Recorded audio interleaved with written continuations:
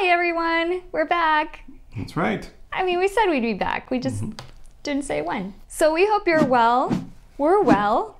Tony and Jackie are well. Absolutely. They both had a recent checkup. Their blood work came back and it's great. The inflammation in Jackie's body is decreasing compared to her last blood work.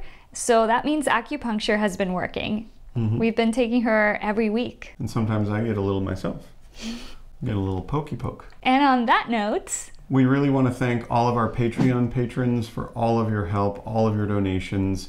As we've said on this channel many times before, all Patreon donations, all sales on Etsy, all donations on Venmo, all the super chats when we're live streaming, all of it goes to our animal rescue fund. And right now our two rescue animals are Jackie and Tony. That's right. That's right, my boy. And we made a video about them recently, a day in the life of Jackie and Tony. We absolutely cannot thank you enough. It's such a tremendous help to have that fund there. So if they need to go to the vet, or if they need medication, if they need treatment, they can get it. and also don't forget to check out our Etsy store. We still have a bunch of stickers and pins and t-shirts, and all of that not only helps with your animal activism, but it helps Jackie and Tony.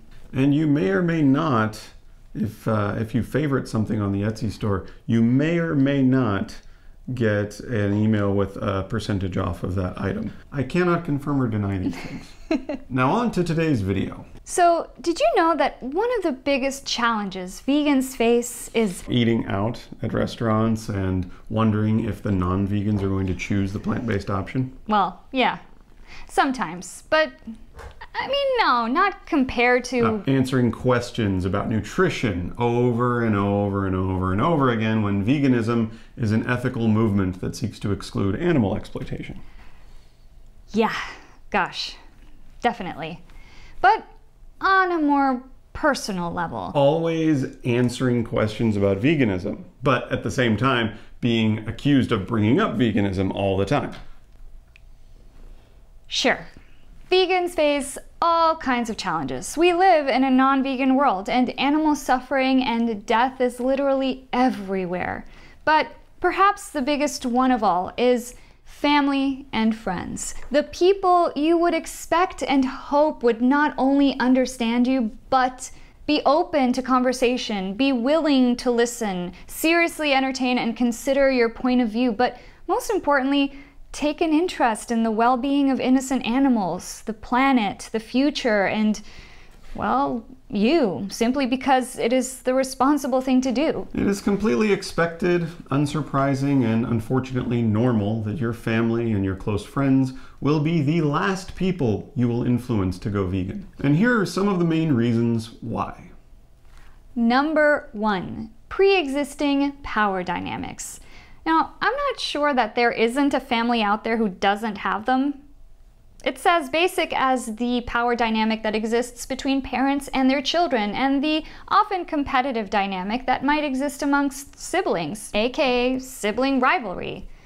Parents can sometimes be resistant to new information as it is, especially if it comes from their children. Understandably, parents want to be the teachers, and facing the possibility that their children might be better informed than they are can often be difficult to digest. They might brush it off as a phase or interpret it as an attempt to embarrass them, and as a result get defensive, refuse to listen, and eventually they may even start to tease you or throw jabs at you in public. Your siblings may or may not get on board. So many factors come into play here, including age difference, circle of friends, and their own relationship with your parents. So, what do you do? If you're vegan and you live at home with your siblings and parents, a strong strategy is to try to get your siblings on board first. It might tip the balance in terms of the habit changes your parents consider. Remember, family life often revolves around the children. Use that. Now, when you don't live with your siblings or parents anymore, then it gets a little more challenging. Everyone's living their own lives, they have different friends, co-workers, a partner of their own who might be resistant to the idea. And unfortunately, depending on your relationship with your sibling, change might not come easily or quickly. It might not come at all. But it doesn't mean what you're doing isn't making a difference. Remember, all it takes is for a coworker, a boss, a best friend, a partner, or someone they look up to bring up veganism, and maybe their head starts to turn. The more they hear it from other places, the more attention they might pay, because then it might make them contemplate the possibility that there might be something to it. Number 2, inconvenience and shopping habits. Plain and simple, people are all about their routines. Humans are generally resistant to change, particularly if it comes with unknowns. Your parents might simply find it inconvenient or time-consuming to have to cook different meals for different people in the household, or learn the grocery store all over again, and goodness forbid, start reading food labels. By the way, we're not knocking parents here specifically. How many of us actually read ingredients before we went vegan? And we're not talking about the nutrition facts, we're talking about the ingredients. So what do? The silver lining to all of this is that learning new foods and changing your shopping habits doesn't need to be this overwhelming venture. 1, you are already purchasing items that are plant-based, and 2, many grocery stores now have clearly labeled aisles or shelves where they stock plant-based goods. If not, start with 1 or 2 new foods per week. And you know where you never need to read a label? In the produce section. There is nothing wrong with whole plant foods. In fact, they are the healthiest, and where accessible, generally the most affordable foods available. Number 3, health concerns. Now listen, most of us were brainwashed at some point to believe that the be-all and end-all of nutrition is comprised of protein, as if there weren't other macronutrients and many other vitamins and minerals to consider. But in the world of plant-based eating, protein is just as trivial as vitamin A. And based on what we've learned, and not necessarily from plant-based sources, in order to truly suffer from a protein deficiency, for example, you would need to be either seriously ill or ingesting drastically less calories than your required daily value. Same with vitamin A. If anything, vitamin B12 and vitamin D are probably the ones to pay more attention to, and that goes for vegans and non-vegans alike. It can be really difficult to convince someone who grew up believing otherwise that a whole food plant-based diet is healthy. Particularly because, didn't you hear? Everyone's a doctor and a nutritionist now. We prefer to defer to the experts for our nutrition advice and stick to what we know best, which is animal ethics. But if health concerns are really an issue for your parents, you too may defer to many of the well-renowned plant-based doctors out there. Watch What the Health together. Watch The Game Changers. Show them the peer-reviewed statement from the Academy of Nutrition and Dietetics that we have cited so many times, affirming that a plant-based diet is healthy for all stages of life. And really dive into whole foods. Listen, processed plant-based food is not health food, but just the same, neither is processed non-plant-based food. Number 4, family, tradition, and culture. People hold on to their traditions pretty tightly, particularly when it comes to food. Food has become the center of family and friend gatherings, and attempting to change a recipe or even suggesting an ingredient alternative can be life and death for some folks. Listen, family traditions and culture are fine as long as there isn't a victim involved. And since when should food take precedence over, say, the presence of a vegan family member? Yeah, for example, Anna and I were invited to an extended family trip to the beach a few years ago with my family. It was going to be uncles, aunts, grandparents, siblings, cousins, etc. And I offered to be the family chef for the entire week. I offered to cook breakfast, lunch, and dinner. I offered to make coffee and tea and other drinks and desserts to ensure that the whole family was fed for a week, as long as it was an all-vegan event. My mom told me it wasn't going to happen. Now, she wasn't the person nixing the idea, but someone was, which told me that eating dead crabs or pig flesh or pouring cow breast milk into their coffee was more important than my presence to someone or someones in my own family. And frankly, the reason I'm not all that worried about telling that story here is because I know that my family, or most of my family, they don't watch this channel. And mine, except for maybe my mom, because she's vegan. They know it exists though. And yet, just as with many holiday gatherings, This family gathering needed to have animal suffering at its core. Yeah, isn't it strange that many of our major holidays, including those that are meant to represent peace and unity and compassion, are centered around a dead carcass on the table? I mean, if outdated laws can be changed, so can outdated traditions. Yeah. Make a new tradition. It doesn't mean you're forgetting the meaning of the old one. Let your family members or friends know how important they are to you, but that being present at a family event or gathering where the products of animal exploitation are being consumed is not something you can stomach, literally. And watching other people contribute to the thing you vehemently fight for is a jab in the gut. We have found that refusing to attend gatherings that are not fully plant-based has established a very clear message of who we are and what we stand for. And now the people who are willing to celebrate their birthday barbecue with a vegan-friendly menu because they care about us, because they value our friendship, and because they want us to attend, now those are good folks to keep around. And when someone sets the bar that high, well, heck, then you find yourself looking around and wondering if you even need a compromise anymore. Number 5, peer pressure. On this same train of thought, one of the reasons your family might refuse to change up their holiday menu or their birthday menu is most likely because they are insecure about their place in the family circle. They want to be the best host, they want to have the best party, be accepted, yes, even in families. They might be thinking, what are people going to say? Am I going to have to explain that I'm not vegan? No, I'm not vegan, they're vegan. What if they don't like the food or make fun of me or never come to my thing again? Most people would rather never have to deal with this kind of confrontation or outcome, so it's just easier to go ahead and plan the event without the vegan in mind. Or even go as far as having some vegan options just for the vegan, which can often seem like a kind gesture, but really it just highlights the fact that they too could be eating the vegan-friendly option, but they're choosing not to, for reasons. But this is also such a great opportunity to stand your ground. Hey, if you're known for throwing great parties, then you set the menu. It's your house, it's your party, and people will come. Si les da la gana. And if not, then whatever. Make it an opportunity to show off your culinary skills. And if it's a potluck, be specific about what you want people to bring. Here's the thing.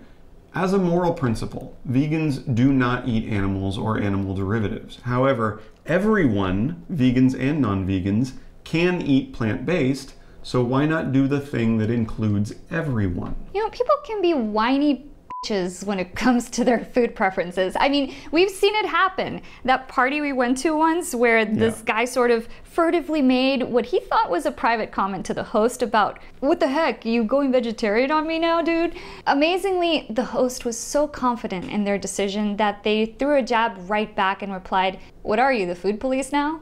I was like, and we're just paraphrasing just to keep things general and private, but that's what happened. This guy was pissed that there wasn't brisket on the grill, aka cow or baby cow chest muscle. And then he went and acted pissy the entire time and left early. So really he came to eat brisket, not to celebrate his good friend's birthday. What a crybaby. Changing the hearts and minds of your family and friends takes time and effort and can seem fruitless. It can be tough. And it usually takes more than one person on more than one occasion to truly ingrain the thing. So do not give up. We know things can get tense. We know you might not be old enough to have a job yet, and therefore you might not be able to make financial decisions at home or purchase your own food. And we know how excruciating it can be to live in a home that doesn't uphold justice for all living beings. But you will be independent someday. So until then, think of ways that you can be proactive for the animals on a daily basis. And if you're already independent and you don't live at home, then stand up for what you believe is right. If you're an animal lover, if you're a vegan, if you care about animal suffering and death, and yet you won't stand up for them, who will? Take action, any action. No action is insignificant when there is a goal in mind. And with each of us doing our part, a vegan world is possible. Thank you guys so much for watching. Again, a huge thank you to all of our patrons on Patreon. Jackie and Tony, thank you endlessly for your support. Yes. And if you like the channel, if you like these videos, if you like what we have to say, if this channel brings you value of any kind, please feel free to become a Patreon patron. The link is in the description. And we welcome any suggestions for anything you might want us to talk about. At a certain point, it kind of becomes like, eating animals is wrong. Don't do it. Yeah. You don't have to do it. You know what I'm curious about? You don't have to is the people who have been watching our channel for 5+ years and are still not vegan. Yeah. Doesn't it feel weird to think that you could have made such a big difference over these last 5 years? Like, who knows where you'd be by now? But yet here you are, still watching our channel and not doing shit about your actions. Okay, I think we should cut. But on a more positive note, I have to say I'm very proud of everyone who has taken action, who has taken responsibility. I'm so happy and proud, and I know there are a lot of you because we get your messages. We do. Well, back when we had Instagram, we got your messages. I actually took screenshots of all of them. Every single message I got that was like, I've been watching your videos and I went vegan because of your videos and that. Thank you. Gosh, thank you. There's no better affirmation than that. That's another frustrating aspect of the close friends and family.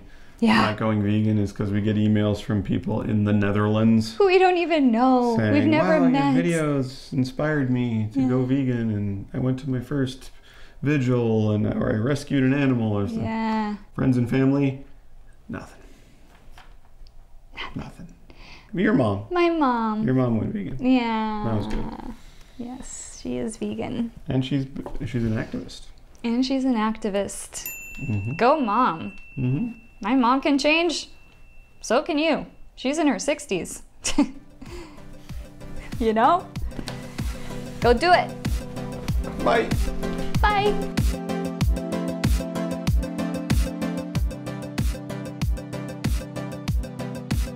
Oh, my boy. Oh, my boy. Tony's here. Look at his patita. Oh, can you see his patita? No. He wears a boot now. He has a booty. He wears a little boot. It's a doggy booty. And he loves, he walks around in it. Gives you traction, doesn't it, Bubby? Gives you traction when you're walking around the house. And you don't want to put on the full prosthesis. Yeah. Good. Oi. My boy. Yeah, he's a very kind boy. He doesn't like being alone. He would rather be inside with us than outside. Like if we leave him outside by himself, he'll I think he'd want to like peck through the grass and peck through the bushes. No, he likes to be at with the door. He's at the door, knocking at the window. By the way, we never leave him outside by himself. Jackie's always with him, but I usually take him out first. And while I'm getting Jackie, he's already made his way back to the door, and he's like, "Hello, hello, why do you leave me by myself?" Oh, Boobaloo, my boy, are you ready for bed? He's ready. Are you a pelotita? Pelotito? Pelotito, mi pelotito. Pelotito gallo. Oh, my boy. Gosh, people are missing out, man. The pleasure I have gotten from my friendship with them. The more time you just spend around animals, the more you realize that it's so completely arbitrary, the fact that we just decided, oh, dogs live with us. It's like, yeah, why not possums though? Why not chickens? Why not skunks? Why not raccoons? We domesticated a wild animal to become the domestic dog. Any animal could have been domestic. It's just like we just. That was mostly because it favored us for everything humans but like do. Cows. It starts with how does it benefit me? Yeah, but like cows are just as playful and intelligent and fun, and chickens are just as playful and intelligent and smart and snuggable. And pigs, like dogs, cats, sheep, horses, like all animals kind of are the same. It's like, it's so weird that we're like, no, we are human. Yeah. We are human. Yeah, we're apes. Next time you start to think that humans are apex and it's like super smart. Just go to YouTube and search for fail army videos. Yeah. Gosh. Alpha apex animal. Okay. Oh, my boy. Good night. Good night, says Babaloo. Good night, Babaloo. We going to bed.